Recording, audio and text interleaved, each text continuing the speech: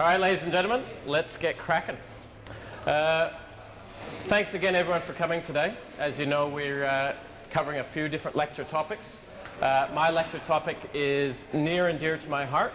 I'm going to kick things off today with For Love of Movement. And what I'm going to talk about is really the difference between styles of training and certainly the convergence of a different style of training today than we've seen maybe 5 years ago or a little bit longer. So without further ado,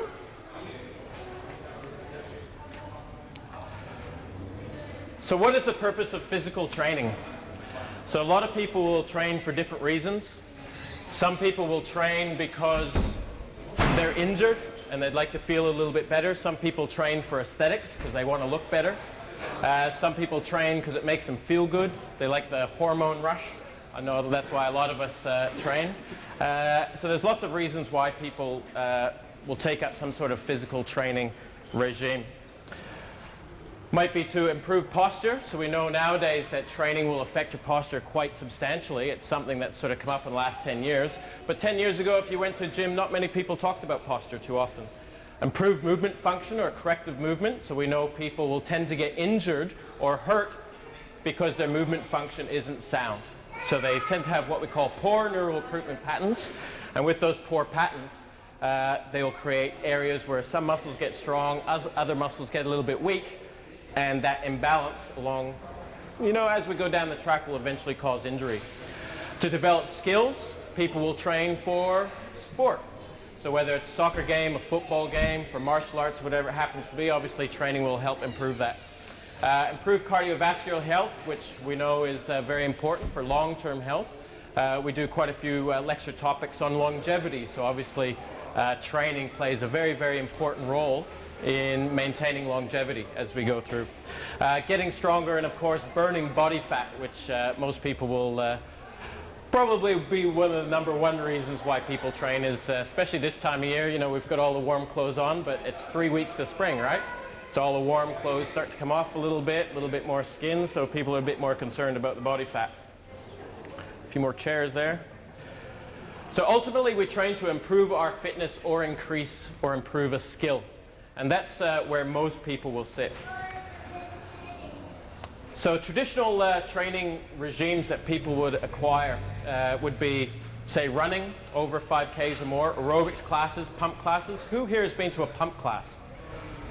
We do with the music, all that sort of thing. Les Mills. Spin classes, we got a spin bike there. So we do whole classes on that. Swimming, bike riding, hiking. So those would be very traditional cardiovascular type exercises that people will use to actually improve their lung capacity and heart health. Traditional fitness exercise continued would be weightlifting, and that would include things like bicep curls, tricep extensions, leg curls, leg extensions. Who here has ever had a gym program designed for them or had a gym membership?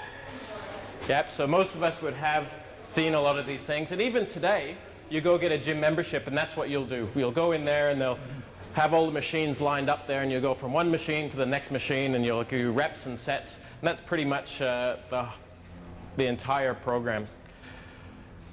But why are you doing these exercises? Again, when I open the talk, we're talking a few different reasons why people exercise. But it tends to be, for the most part, a single method that people use for training outside these walls. And things are changing these days, so I'm going to have to change this lecture topic a little bit because things are changing for the better. But certainly, again, 5 years ago or more, there'd be very few people that would work outside that element where people were just using machinery, big machinery often, to actually help either hypertrophy their muscles or for cardiovascular purposes to shrink that body fat. But the question remains, what does a leg extension help you do? Does everyone know what a leg extension machine is? One of those machines you sit on. You're sitting in nice and tight. You've even got handles just in case it's really heavy and you lift out of the seat. But basically, you're extending the leg from the knee. What muscle am I working there? Come on.